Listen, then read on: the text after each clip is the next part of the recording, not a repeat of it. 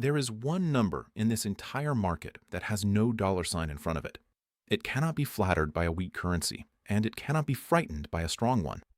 It is the only reading in the whole commodity world that measures the two oldest assets on Earth against each other, instead of against a ruler that stretches. Almost nobody watches it, and right now it is moving hard in a direction that should stop you cold.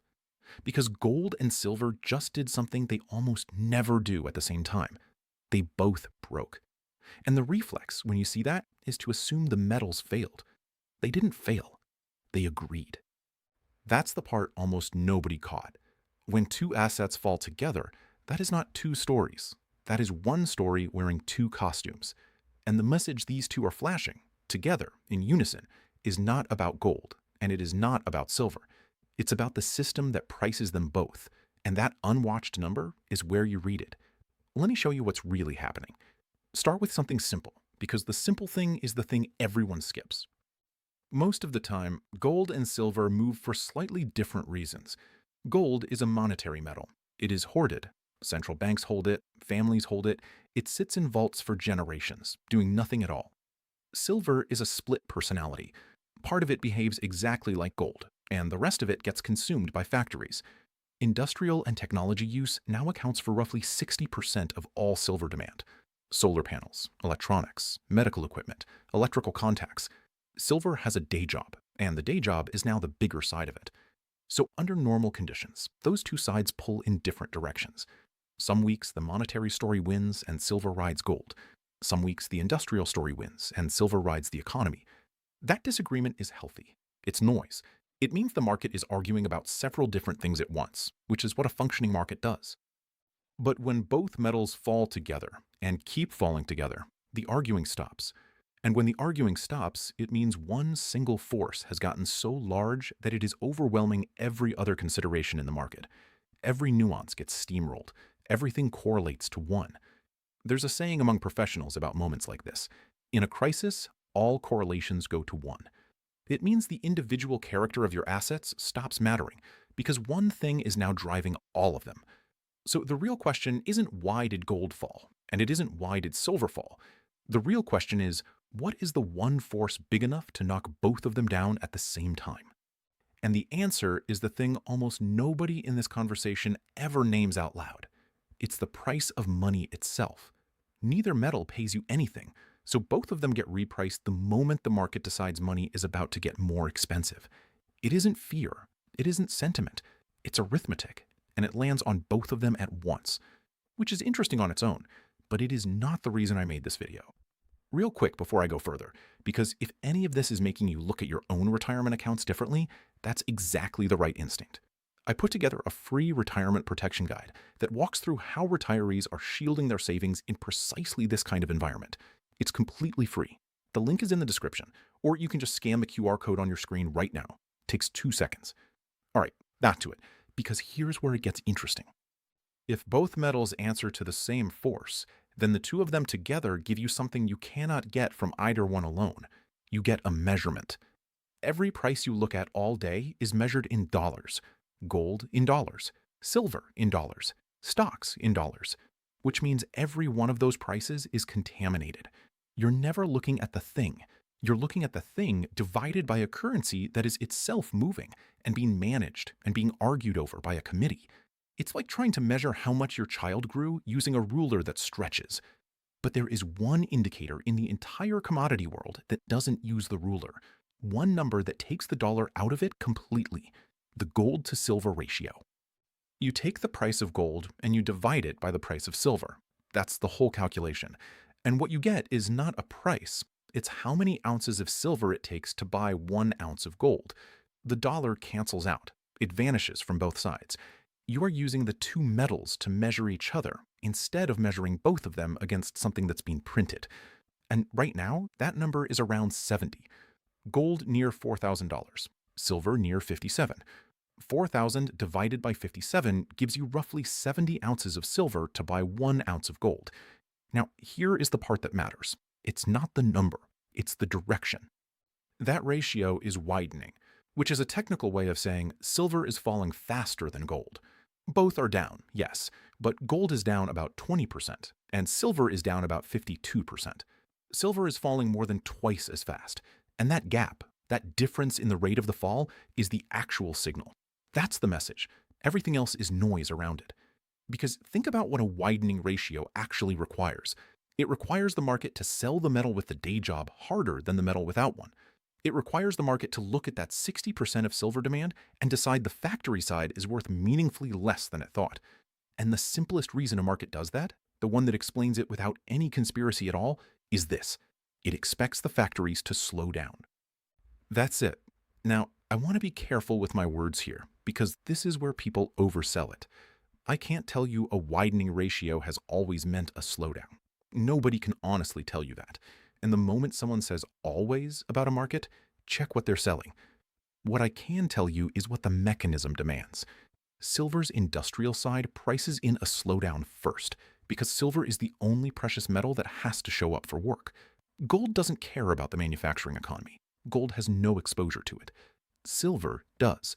So when the market gets nervous about growth, it dumps silver harder than it dumps gold, and the ratio widens. A widening ratio is not an inflation signal. Read that again, because it's counterintuitive and it's the whole video. A widening ratio is a deflationary signal, a liquidity stress signal, a slowdown signal. And this is the moment where the picture snaps into focus, because look at what else is true at the same time. Inflation is at 4.2%. That's a 3-year high. The Federal Reserve, under Chairman Kevin Warsh, is hawkish, openly, deliberately hawkish.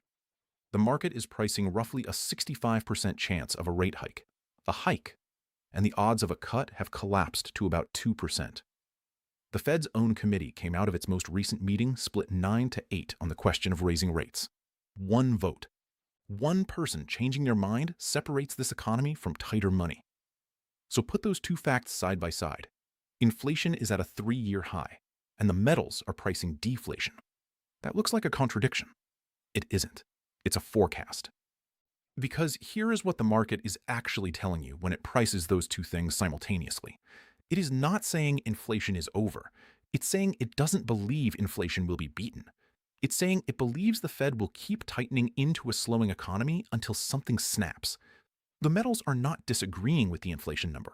They're looking straight past it, to what the Fed is going to do about it, and to what that will cost. That's the warning.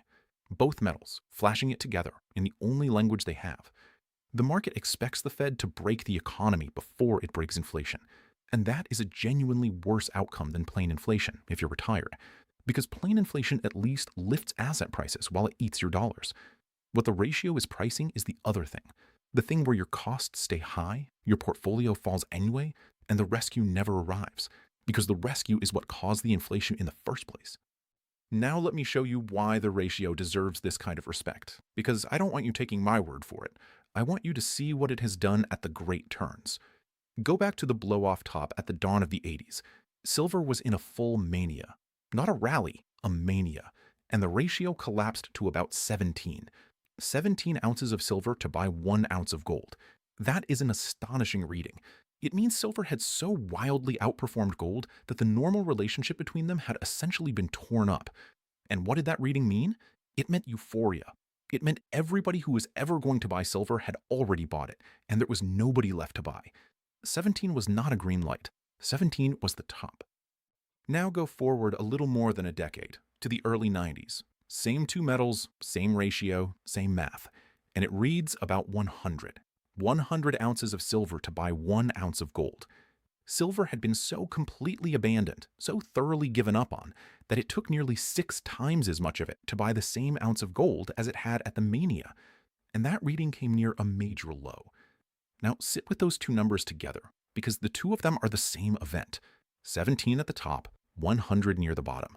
Which means that between those two readings, the ratio widened. It went from 17 to 100. That is not 2 data points sitting in a museum. That is a single, grinding, decade-long widening. The market steadily deciding it wanted less and less of the metal with the day job. And it is the same movement, in the same direction, that is on your screen right now. And notice where that widening started and where it ended. It started at euphoria, and it ended at despair. That's the honest lesson, and it's a double-edged one. The direction told you what was happening. It did not tell you when it would stop. Anyone reading a widening ratio in the middle of that decade was right about the process and could still have waited years for the destination. Notice, too, what the indicator was measuring at both extremes. It wasn't measuring silver. It wasn't measuring gold. It was measuring how people felt. At 17, greed. At 100, despair. The ratio is a fear gauge. It is the only indicator in this entire market that uses the two metals to take each other's temperature, with the dollar removed from the room entirely. Which means it cannot be flattered by a weak currency, and it cannot be frightened by a strong one. It only tells you one thing: whether people want the industrial one or the monetary one, whether they're betting on the economy or hiding from it. And right now, it is widening. Right now, in the middle of an oil shock, with inflation at a 3-year high and a Fed openly discussing hikes, the ratio is moving toward despair, toward the hiding from it end of its range, toward the reading it prints when people expect a slowdown. And that brings me to something that matters, especially if you're sitting on $100,000 or more in a retirement account, a 401k, an IRA, anything like that. Because this is exactly the kind of environment where the decisions you make actually count. I put together a free retirement protection guide that covers the strategies retirees are using right now, including how some are moving a portion of their retirement savings into physical gold without triggering taxes or penalties inside the tax-advantaged account they already have. It walks through it step by step in plain English, and it covers the mistakes that cost people real money. It's in the description, or scan the QR code on your screen. And if you go through the guide and want to go deeper, there's a free, no-obligation, one-on-one educational session available for folks with $100,000 or more in any retirement account. Just answers, no pressure, nothing to buy. Okay, now let me show you the piece of this that changes the whole reading, because there's an objection you should be raising right now, and it's a good one. If silver's falling because the factories are slowing, then fine. Silver's just a cyclical metal having a cyclical problem. Sell it and move on. But that reading breaks the second you look at silver's supply, and this is where the whole thing gets strange. Silver is in its 6th consecutive year of structural supply deficit, 6 straight years where the world used more silver than it produced. That gap doesn't get filled by magic. It gets filled from above-ground stockpiles that are finite and are being drawn down year after year to plug a hole that reopens every single year. And silver's supply cannot respond to this. It genuinely cannot. Because most silver isn't mined on purpose. It comes out of the ground as a byproduct of digging for copper, lead, and zinc, which means the people producing the majority of the world's silver are not thinking about silver at all. They're thinking about copper. The silver price could double or halve, and their behavior would barely change, because it's not what they're in business for. There is no self-correcting supply response. The normal economic feedback loop, where a low price shuts down production and a high price restarts it, is broken by design. And on the other side of it, silver gets destroyed, permanently. Every solar panel, every circuit board, every contact uses a smear of silver so small it costs more to recover than it's worth, so it doesn't come back. It goes into a landfill and it is gone from the market forever. Compare that to gold. Essentially, every ounce of gold ever pulled from the earth still exists. It's in a vault or a ring or a bar. Nobody ever used up an ounce of it. So look at what you're actually holding when you hold silver in a widening ratio environment. You've got inelastic supply, meaning production can't respond to price. And you've got inelastic demand, meaning the industries that use it have no substitute that performs the same way. When supply can't move and demand can't move, price is the only variable left in the equation. It's the only thing free to adjust. Which is exactly why silver moves violently in both directions, and why it fell twice as fast as gold on the way down. That cuts both ways, and the market is only pricing one of them. Now watch what the people who buy on arithmetic instead of mood have been doing, because it's the opposite of the ratio. Not long ago, Shanghai silver traded at a 12 to 13% premium over the world price. A premium. Buyers paying above the going rate just to get their hands on the physical metal. And China imported roughly 790 tons of silver in the space of 2 months, with about 470 of those tons in a single month. Meanwhile, at the retail level, the mood has turned completely. Gold in that same market flipped to a discount for the first time in months. Shops describe the physical market as very quiet. One Shanghai gold shop watched daily sales collapse roughly 90%, from 2 or 3 kilograms a day down to 100 or 200 grams. And the reason given wasn't a change of heart about gold. It was that consumers fear the price will fall further, and they're waiting for a clearer picture. That is the widening ratio in human form. That's what despair sounds like when you interview it. And here's the honest read on it. Households stepped back. The official sector did not. Central banks have been accumulating physical gold at a generational pace, straight through this decline. And they are not doing it for a return, because gold pays them nothing. They're buying the one asset that isn't somebody else's promise. Ask yourself why institutions that can create currency out of thin air would hoard the single thing they cannot print. And they have a reason, and it's not a mystery. The trigger was the day foreign reserves got frozen in a geopolitical dispute, and every treasury official on Earth reached the same conclusion at the same moment. Reserves held in someone else's currency are only yours until they aren't. Nations have started settling trade in their own currencies. The BRICS bloc has openly discussed alternatives to dollar settlement. That is why the metal keeps moving into official vaults, regardless of the price on the screen. And into the teeth of all this selling, UBS raised its 12-month target on gold to $5,200 an ounce, roughly 30% above where it sits now. Their argument has 3 legs. 1, the market has the Fed mispriced.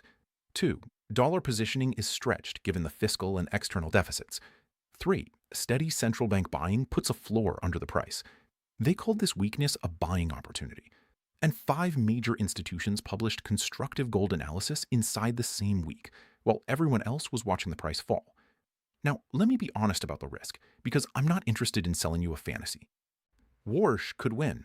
If he hikes and the economy absorbs it and inflation genuinely breaks, then money gets more expensive for real, and both metals get cheaper from here. The ratio could widen a lot further before it does anything else.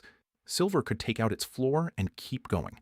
That is a real possibility, and anyone who tells you otherwise is selling something. I can't give you a price, and I can't give you a date, and neither can anyone else, no matter how confident they sound. Silver is also genuinely the more dangerous of the two. That industrial half is real. If the slowdown the ratio is pricing actually arrives, silver gets squeezed from both sides at once, less investment buying and less factory buying at the same time. It has already been cut in half. It can be cut again. Anybody who tells you a structural deficit puts a floor under a price in the short run has never watched a market ignore a fundamental for years. But here's the arithmetic that makes the whole hawkish plan hard to sustain, and it's the reason I don't think the ratio is simply wrong. Tightening into a slowing economy is a policy with a shelf life. The national debt sits north of $38 trillion, and every point of interest on that is a colossal compounding bill landing on the Treasury. So the tightening either beats inflation or it becomes unaffordable before it gets the chance. Those are the two doors. The ratio, widening, is the market quietly betting against the first one. And there's the paradox sitting underneath all of it. The inflation he's fighting isn't coming from the thing his tool fixes. It's coming from tariffs, from the Strait of Hormuz crisis, with oil up 11%, and from enormous spending on artificial intelligence. A rate hike does not build a pipeline, unwind a tariff, or calm a shipping lane. It only destroys demand, which is precisely what the widening ratio is pricing. The market has read the situation correctly and drawn the grim conclusion. This Fed will keep pulling the only lever it has, and the lever doesn't reach the problem. So here's where I'll leave you. The warning wasn't that gold fell. The warning wasn't that silver fell. The warning was that they fell together, and that one fell twice as fast as the other. Because that combination has a meaning, and the meaning is written in the only indicator that doesn't use a ruler that stretches. 17 at the mania, 100 at the despair, and a number widening, right now, toward the wrong end of that range, while inflation sits at a 3-year high, and a committee argues 9 to 8 about making money more expensive. The metals aren't predicting a price. They're describing a policy. And what they're describing, in the only language they have, is a market that expects the Fed to break the economy before it breaks inflation. If today raised more questions than it answered about your own savings, that free retirement protection guide is still in the description, and the QR code is on your screen one more time. It costs you nothing to be informed, and being informed is the entire difference between reading the signal and being the person it was warning. And for those of you who stuck with me all the way to the end, here's something just for you. If you have $100,000 or more in any retirement account and you mention that you watched this full video, you can claim a free, exclusive, one-on-one, no-obligation educational web conference. A real conversation about your specific situation with no pressure and nothing to buy. That's only for folks at that level who made it all the way here, and you're one of them. Scan the QR code, grab the guide, and take the first step toward protecting what you spent a lifetime building. Because the two oldest assets on Earth just said the same thing at the same time. That almost never happens. And when it does, it's worth understanding what they said before everyone else works it out.